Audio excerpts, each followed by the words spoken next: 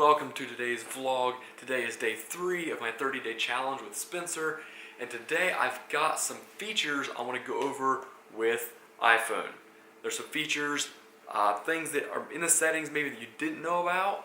I think after today there will be a couple on there at least that you'll be like, hey, that's a great idea. Why didn't I think about that sooner or know about it? Well, I'm going to share that with you now.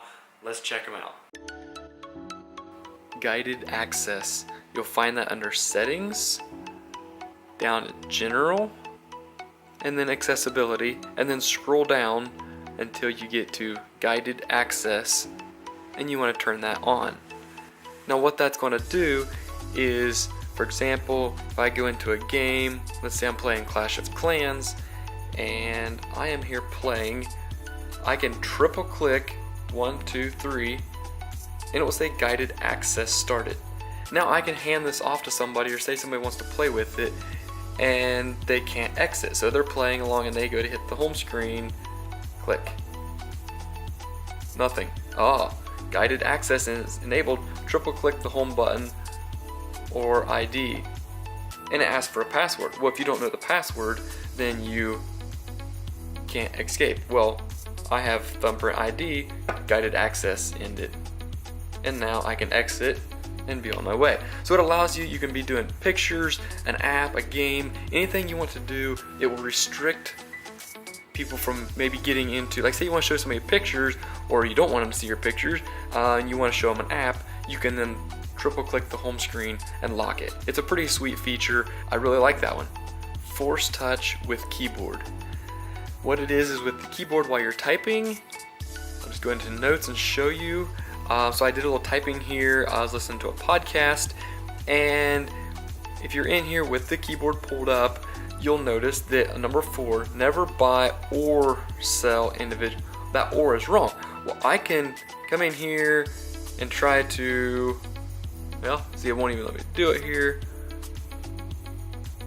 I'm trying to get to that point, and like my thumb is over the word. Well, what you do is down here on the keyboard, press and hold. Look at this. Right there. Bam.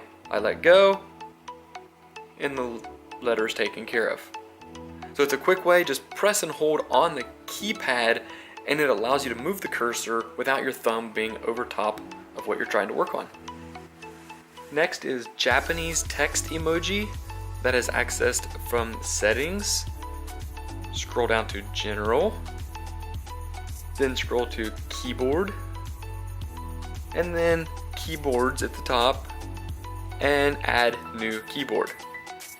You'll want to select Japanese, and then choose Kana.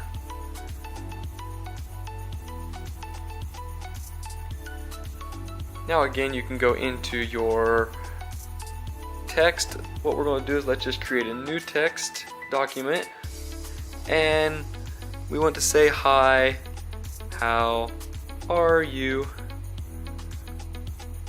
And then by pressing this little world icon, we get this Japanese. Well, we don't know Japanese, but we see this little face right here on the bottom left. If I pull up here, yes, press that, and we have a whole selection of faces and characters that we can say, oh, that's a cute one. Hi, how are you? And we've put in text emoji. It's pretty fun. It adds a little bit of, step up your text game. Haha. While doing work on your phone, you're switching apps, transitioning between apps, opening new apps and closing apps. There is that kind of what I'll call a motion there that is like a zoom in and zoom out feature. Well, that actually can be modified, and it's kind of cool because I believe it. I don't know that it's proven, but it feels like it would speed up your phone. So you just go into settings with that, scroll down to general, accessibility, and then reduce motion, which is, I just passed it. I forget, there it is. So reduce motion is on. So if we turn that off, what you see when I close this, you get that zoom out effect. We go to settings, it zooms in. Go to map, map opens, Everything is, if we go to a folder, it has that zoom in, zoom out feature. If we turn that on, you notice the screen just fades. The app's just open. Force touch to reply to messages. So for example, if I am in, say, Instagram and I'm watching this, oh look, this cool little video, and I'm in here and looking at the video, let's see if there's any comments. There, I got a text message. You can press and hold, force touch. She says, can you stop by the bank on your way home tomorrow? Oh look. I can say, yes. Sure thing. Send and exit, and I'm still in the app. I haven't exited the app to go back to my text messages. It's a quick reply. You can just respond and continue in the app you're doing. It works with games, it works with Facebook, it works with just about any app. You can do a quick reply. Notification widgets. Notifications are accessed via swiping to the left or pulling down from the top and then swiping to the left. And what you can do is actually apply widgets, and in this case I've added a couple here. If you come down to the bottom, one for example is Amazon. It shows your current deliveries, arriving Friday. Another one is the Snap Stats. It shows your, let's focus, current hard drive 14.5 gig free. I can see my hard drive space, and there's other settings you can get, weather, you can get batteries. All of these you can add in, and you can have quick access to them. To get to the widgets, what you want to do is scroll to the bottom and you want to click on edit, and then here you can see each app that actually has the capability of being added into your widgets. So here are some of the widgets that I can add. These ones with the red are already currently added, and I can remove those. And you do have to have the app installed, like AppBat or whatever. You have to have the app installed on your phone for you to have the widget available. A quick way to speed up access to your thumbprint ID or your fingerprint is to actually go into your settings, scroll down to Touch ID and passcode, and let's just type that real quick. I'm going to just do that. So what I've actually done is I've added 4 fingers. Well, that's actually only both of my thumbs I've added twice. What you want to do is do the Touch ID, you add a fingerprint, and actually do that for the same index or finger, and do it twice. Do it twice, and it covers, it's got better chance of reading your fingerprint and unlocking faster more often.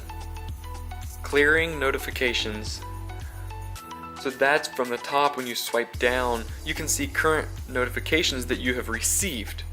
What you can do with those is just force touch and clear all. That was short, sweet, and fast. Very easy and quick. Just a real of a personal thing. If it doesn't bother you, you can leave those there. But that's an easy way to get rid of them, is just force touch again on that and clear all. Prioritizing downloads. You can see here I have some updates that need downloaded, and for example, if those have started updating, yes, there we go, you can actually go in here, and if you long press on them, you have prioritized download, and you can say I want that one to go first, or you can tap on it to pause it, and that will then take the others before it. So there we could pause. Now that one is paused, and then we can come back and say, okay, you're still loading, and then you can prioritize your downloads simply by long pressing, and then here I have the option to either resume or prioritize. Prioritize then just sets that one to first and begins that download. So just kind of a cool little feature. Most of the time, if you have your updates set to auto download once you connect to Wi-Fi, you shouldn't have that problem. But if you do, long press on that app during the update and you can pause or prioritize that download. Alright, last but certainly not least is marking up a picture. This is just a fun way to just mess around with your photos. You can see, let's pull up a picture here. This is our family in Colorado a couple weeks ago, and we have a normal picture, or, you know, not a normal, you know, a calm picture, and then we have what I like to say, the normal picture. Well, let's draw in a little bit. So you just want to tap on the screen, bring up the white, which gives you your buttons here at the bottom.